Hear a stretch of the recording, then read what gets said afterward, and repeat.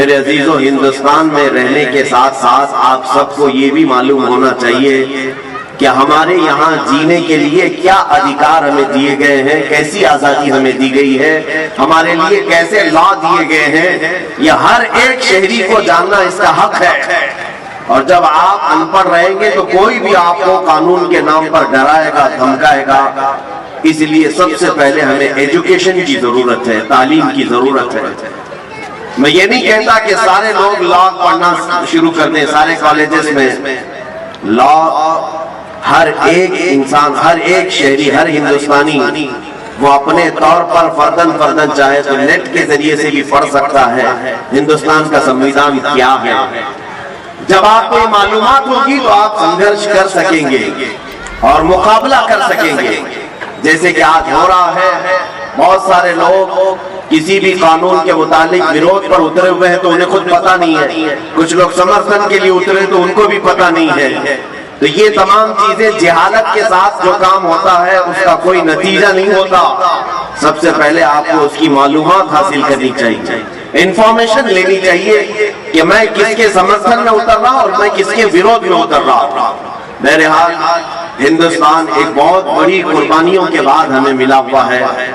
تقریباً 90 سال یہاں پر مصیبتیں اٹھائی ہیں، جس میں تقریباً 30,000 علماء کرام شہید ہوئے تھے۔ 1947 تک 30,000 علماء کرام، بلکہ تاریخ میں یہ بھی ہے دلی سے لے کر کشمیر تک تقریباً راستے کے ہر جھاڑ پر، ہر درخت پر ایک عالم کی لاش لٹکائی جاتی تھی۔ جو آزادی کا نعرہ لگائے اسے قتل کر دیا جاتا تھا، انڈمان نکوبار جیل بھیج دیا جاتا تھا۔ کئی علماء، کئی لوگ پوری زندگی وہاں پر کالا پانی کی سزا کاٹ کر ختم بھی ہو گئے۔ میرے عزیزوں، ان لوگوں کی قربانی ضائع نہ جائے۔ آج ہمیں یہ آزاد ہندوستان ملا ہے تو اس کی قدر کریں۔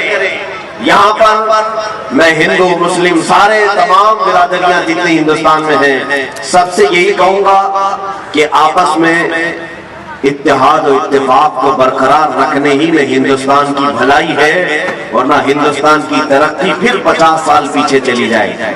اگر ہم آپس کے فسادات رائٹس کرتے ہیں، آپ کو معلوم نہیں ہے کسی بھی شہر میں اگر فساد ہوتا ہے، رائٹس ہوتے ہیں، وہاں جو تباہی ہوتی ہے اس شہر کو دوبارہ سٹینڈ ہونے کے لیے پھر سے 10-15 سال لگ جاتے ہیں۔ جتنے گھر ٹوٹے، جتنی بربادیاں ہوئی، دوبارہ صحیح ہونے کے لیے اسے 10-15 سال لگ جاتے ہیں۔ اسی طرح ہندوستان میں اگر یہ مذہبی طور پر فسادات ہوئے تو اس کا نقصان پورا ملک کو ہوگا، ملک پھر 50 سال پیچھے چلا جائے گا اور پھر اس کو ترقی کرتے کرتے ایک زمانہ چلا جائے گا۔ اس لیے جو ہندو ہیں وہ بھی سمجھ لیں، جو سکھ ہیں اور عیسائی ہیں، جو بھی ہندوستان میں جی رہے ہیں، وہ سب سمجھ لیں کہ ہندوستان گنگا جمنی تہذیب کا ایک ملک ہے۔ یہاں عافیت اور بھلائی اسی بات میں ہے کہ نہ تم انہیں چھیڑو نہ ہم تمہیں چھیڑیں، یا کسی بھی طرح کے یہ بھید بھاؤ کے معاملات نہ ہو۔ ہندوستان نے جہاں ہم کو اذان پکارنے کی اذان پکارنے کی آزادی دی ہے، تمہیں اپنے مندروں میں عبادت کرنے کی بھی آزادی دی ہے، کرسچن کو اپنے ہاں عبادت کرنے کی آزادی ہے، گرودوارے میں اپنے عبادت کرنے کی آزادی ہے۔ تو میں یہ چاہتا ہوں کہ ہر کمیونٹی والا اپنی آزادی کے ساتھ اپنے مذہب پر عمل کرے، کوئی ایک دوسرے پر فورس نہ کرے۔ انشاءاللہ العزیز یہ اتحاد ہندوستان کو ایک دن دیکھنا پوری دنیا کا سپر پاور بنا کر کے رکھے۔ السلام علیکم ورحمۃ اللہ وبرکاتہ۔ میرے پیارے ناظرین، رکو دوستو رکو، ابھی 15 اگست آنے والا ہے، اور کیا آپ کو معلوم ہے کہ ہم 15 اگست کی آزادی کیوں مناتے ہیں؟ 15 اگست کتنی عیسوی میں آزاد ہوا اور کس لیے آزاد ہوا تھا، اور ہمارے ہندوستان میں کس کا قبضہ تھا، کس کا راج چلتا تھا، آپ کو معلوم نہیں ہے نا؟ تو چلیے آپ کو بہت ہی اچھے طریقے سے 15 اگست کے حوالے سے مفتی سلمان اظہری صاحب بہت ہی اچھے طریقے سے آپ کو انفارمیشن دیں گے۔ تو آپ سب سے پہلے مفتی سلمان اظہری صاحب کے زبان سے بیانات کو سماعت کر لیجئے۔ سپر پاور ہندوستان بن سکتا ہے صرف ہمارا یہ کمیونل رائٹس جو ہوتے ہیں، مذہبی فسادات یہ ختم ہو جائیں، اور ہم ایسے لوگوں کے خلاف لڑتے رہیں گے، اخیر تک لڑتے رہیں گے جو ہندوستان کی کرسی کو خراب کریں گے، ان سے ہمارا ہمیشہ وروध رہے گا۔ میرے عزیزوں، پہلی مرتبہ آج یہاں پر ہم سب جمع ہیں، میں زیادہ دیر آپ کا یہاں پر نہیں لوں گا. آپ کو دو چیزیں میں کہتا ہوں. دیکھیں، ایک آزادی ہے اور ایک پابندی ہے. آزادی ہے اور پابندی. 1947 میں آزادی ملی ہے، سب کو پتا ہے، سارے لوگ جانتے ہیں. لیکن ساتھ ہی میں 1950 کو یہی ہماری ڈیموکریسی جب ترتیب پا گئی، جمہوریت، اور اس کے لا بنائے گئے، تو قانون بنا کر ہمیں دیا گیا، تو قانون پر عمل کرنے کی پابندی لگائی گئی. تو آپ کے دماغ میں ایک سوال آتا ہوگا، 1947 میں آزاد کر دیا اور پھر 1950 میں 1950 میں پھر قانون میں پابند کر دیا، پھر یہ کیسی آزادی؟ میں یہاں بتانا چاہوں گا کہ آزادی کا مطلب کیا ہے وہ بھی سمجھ لیں آپ. آزادی کا مطلب یہ ہے کہ انسانی اقدار کے ساتھ، انسانی اصول کے ساتھ جینا اور دوسرے کی آزادی کو خراب نہ کرنا، یہ صحیح معنوں میں آزادی ہے. آزادی کا مطلب یہ بھی نہیں ہے کہ کوئی ننگا پھرتا رہے اور دوسرے کو تکلیف دے. وہ آزادی تو جنگلوں کی آزادی ہے، جانوروں کی آزادی ہے. میرے عزیزو، آزادی کا مطلب یہ ہے کہ تمہیں ایک جو سمویدھان دیا گیا ہے وہ ڈسپلن مینٹین کر کے جو چلے گا وہی سب سے بہترین آزادی ہے.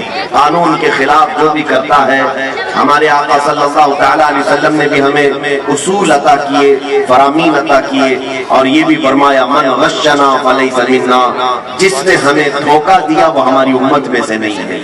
اس لیے دھوکہ دینا، رشوت دینا، یہ تمام چیزیں جو قانون کے ساتھ آج ہو رہی ہیں، ان سب سے آج ہمیں مکتی چاہیے، آزادی چاہیے. ہم یہ سوچتے ہیں کہ 500,000 دے کر کے قانون توڑ دیں گے، ایسا کبھی نہیں کرنا چاہیے. قانون کے رکھوالے بھی ایسا نہ کریں، ہندوستان کا کوئی شہری بھی ایسا نہ کرے، اس لیے کہ 500,000 دے کر کے اگر آپ نے قانون توڑ دیا تو گویا کہ آپ نے ہندوستان کے سمویدھان کے ساتھ کھلواڑ کیا ہے. جی ہاں میرے پیارے عزیز دوستوں، بھائیوں اور بہنوں، جیسا کہ آپ نے ابھی ہم سے بڑے عالم، محدث اعظم، مفکر اعظم مفتی سلمان اظہری صاحب کے زبان سے بیانات کو سماعت کر لیے کہ ابھی جسٹ 15 اگست آنے والا بھی ہے. اسی جو اب جمعہ آنے والا ہے، اسی جمعہ کو 15 اگست ہے. تو آخر ہم 15 اگست کیوں مناتے ہیں، کس لیے مناتے ہیں، آپ کو معلوم نہیں تھا. اور ہمارا دیش کب آزاد ہوا تھا، کتنی عیسوی میں آزاد ہوا، کتنے لوگ اس دیش کو آزاد کرنے میں شہید ہوئے، کتنے ہندو شہید ہوئے، کتنے مسلمان شہید ہوئے، آپ کو اچھے طریقے سے معلوم چل گیا ہوگا. اور آپ کو یہ بھی معلوم ہو گیا ہوگا کہ اس دیش کو آزاد کون کیا تھا، اور اس سے پہلے ہندوستان میں کس کا قبضہ تھا، کس کا راج چلتا تھا، آپ کو وہ بھی مفتی سلمان اظہری صاحب نے اچھے طریقے سے بتا دیے. تو میرا مقصد یہ تھا کہ ہمارے بہت سارے بھائی یہ سوچتے ہیں کہ، اور ان کو معلوم بھی نہیں ہوتا ہے، اور کسی سے شرم کی وجہ سے پوچھتے بھی نہیں ہے کہ ہم 15 اگست کیوں مناتے ہیں، کس وجہ سے مناتے ہیں، آخر اس کی وجہ کیا ہے، ہمارا دیش کب آزاد ہوا تھا، ہمارے دیش کے اوپر کون راج کرتا تھا، اور انگریزوں نے کتنے سال اس ہندوستان میں راج کیا. اور آپ کو معلوم ہے کہ جب بھی آپ دلی جاتے ہیں نا، تو انڈیا گیٹ کے پاس، تو گیٹ کے اوپر میں جتنے مسلمان بھائی شہید ہوئے ہیں نا، سبھی کو نام لکھا ہوا ہے. تو میرے پیارے ناظرین، آپ کو اچھی طریقے سے معلوم چل گیا. تو میرا مقصد یہ تھا کہ میں اپنے بھائیوں کو اس پیغام کو ضرور دوں.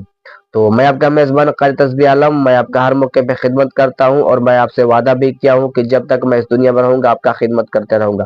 تو مجھے اس ویڈیو میں زیادہ کچھ بولنے کی ضرورت ہی نہیں ہے، جیسا کہ آپ نے ہم سے بڑے عالم، محدث اعظم، مفکر اعظم مفتی سلمان اظہری صاحب کی زبان سے بیانات کو سماعت کر لیے.